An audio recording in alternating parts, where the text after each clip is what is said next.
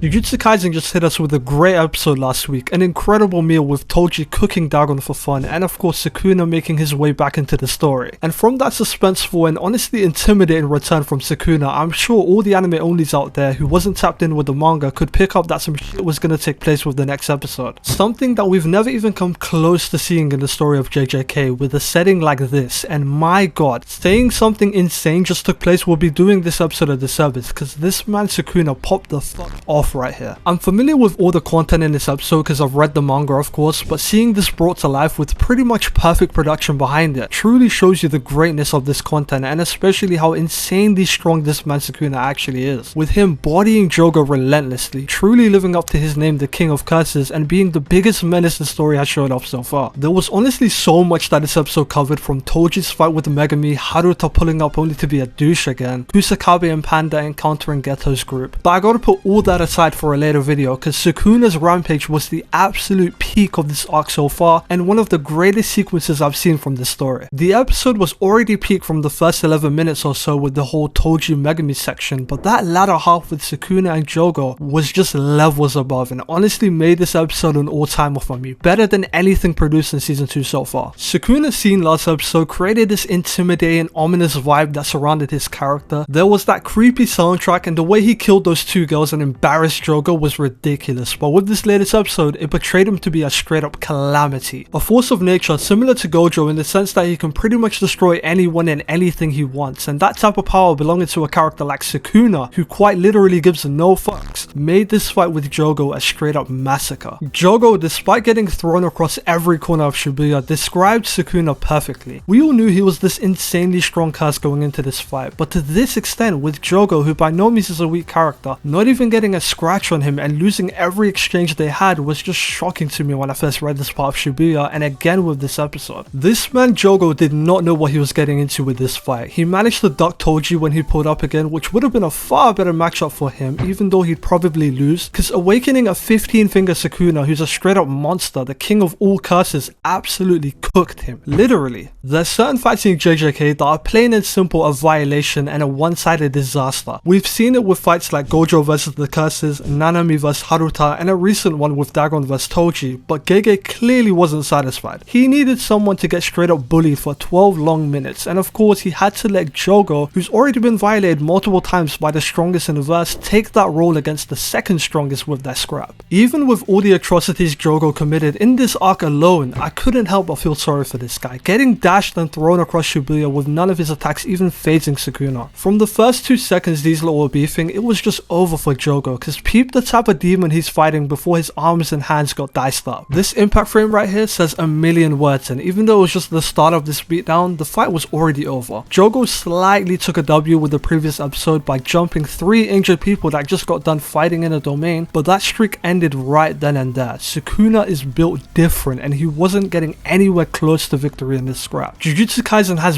had some of my favorite fights in anime period, but this one right here with the perfect visuals was so freaking good. Sukuna is beating this man down, and the countless dynamic shots you see of Sukuna flying at him, Jogo's POV of it all happening, the various transitions with the fire, it was all just an epic showdown that had me shocked all throughout. Everything about the scrap was so fire, and surprisingly the choreography with Sukuna dishing out some hands was simply incredible, despite everything happening so damn fast. Jogo was shooting out beams of fire through his head, Sukuna would grab him and throw him onto multiple obstacles with him pinging across the area. They was fighting across the whole of Shibuya at these ridiculous speeds, but it was all really clear at the same time and flowed seamlessly. We'd see a crazy sequence between them, and once Sukuna slams Jogo down, it then transitions into some dialogue from either of them, making this fight even better. We're in this nighttime Shibuya atmosphere, but the different attacks being thrown from Jogo especially made this shit so vibrant and full of life. Jogo's fire attacks was lighting up the area, but Sukuna's hand-to-hand counterattacks was just insane. Bro was getting tossed and slammed into pretty much everything around, and it was just straight dominant from Sukuna through every exchange they got into. Jogo would try to pull out a new mega attack, but Sukuna would shut it down almost instantly and chase him down, bringing the momentum back onto his side. The only time it felt Jogo was going to get a slight impact in this fight was when he created that giant tsunami of fire that just surrounded Sukuna, but that and everything else he followed up with only made this guy Sukuna look even more broken. He's standing in the pit of fire and lava, dodging each attack that comes at him, and counters with another barrage of straight hands, throwing Jogo through buildings while simultaneously beating his ass in the process. That one scene where Sukuna pushed him through multiple stories only to violate him under the moonlight while he's bleeding at the mouth was the rudest part for me. He's almost had enough at this point, with the deadest expression I've seen him make, and then you got this menace holding him up trying to encourage him to play this game some more. The disrespect from Sukuna from beginning to end was wild, and each scene just kept on getting worse and worse as it went on. It's not even just Jogo that this man is violating. That moment where he told Panda and Kusakabe not to move as a giant meteor was zooming towards them was the most unnecessary but hilarious scene in this entire fight. The two know some stuff is going down and that they have to escape, but Sukuna teleports to them, stops the OST, and everyone is completely still and has to comply, otherwise they are cooked. This man Sukuna gives no fucks about anyone that isn't himself or aligned with his plans, and he shows this time and time again. There was no cap to how much Sukuna could violate here, and I know I said this before, but this was just peak for my man Jogo. He's probably more powerful than most characters in the verse, and even though he was getting beat down bad, you could clearly see that he's a decent threat in this fight. The maximum meteor, those giant lava hands that smashed these two buildings together, his speed in general. Jogo is insanely powerful, but he unfortunately went up against the two strongest in both fights he's had. The conclusion to this fight was just as good as the build up, and that face off with Sukuna using a fire technique was too gas. In the manga, it is easily one of the best chapters for me because the paneling was too good, and the anime did it justice along with all the other content. Sukuna of course uses a fire technique, Jogo's very own specialty because he can, and we obviously know who won that matchup. Sukuna is simply in a class of his own along with Gojo, and no one in the verse can step to them. These are the two strongest in the story, and Jogo held the role of portraying them as such. The entire inner monologue scene with Jogo was debated on if it's real or not when it first dropped in the manga, but personally I feel it leans towards not being real and something Jogo manifested in that dream world. The part where Sukuna intervenes to be exact, but nevertheless it was another great moment to end this absolute masterpiece of a fight. I told y'all Shibuya was next level stuff, and this episode showed that clearly because it honestly felt like a movie. The team behind this production put sweat, blood and tears into this shit, and it shows. The visuals were stunning from beginning to end, and every scene that needed that extra touch when it came to directing got it. Yuji vs Troso was great and arguably the peak, but this episode here takes the cake for me because it felt like the animators had full reign to express their creativity here with such an epic battle, and you could see that with the different art styles for example, and it came out looking great. I think it's fair to call Jujutsu anime of the year at this point. The amount of fire episodes this arc is throwing at us week in and week out is just crazy, and as you lot saw from that little ending sequence, the streak of greatness is only continuing with this anime because next episode is about to be an all-timer, especially since people are saying some really talented animators are working on it. This episode was so jam-packed with content, but I wanted to dedicate this video entirely on Sukuna because that menace did things I've wanted to talk about for literal years at this point. I still remember when I first read this fight and how gassed I was, so I'm glad it got done nice in the anime version. Generational episode once again, and stay tuned for a video covering all the other stuff this episode showed with the Told You Megami segment and everything else. Sukuna is him, and I can't wait to see what he's got cooking next episode. Hit that like button and subscribe to keep up to date with the channel, and thanks for watching all the way through. Amazing episode, and I'll be there to talk about some Told You greatness soon, so stay tuned for that. Thanks again for watching, and peace.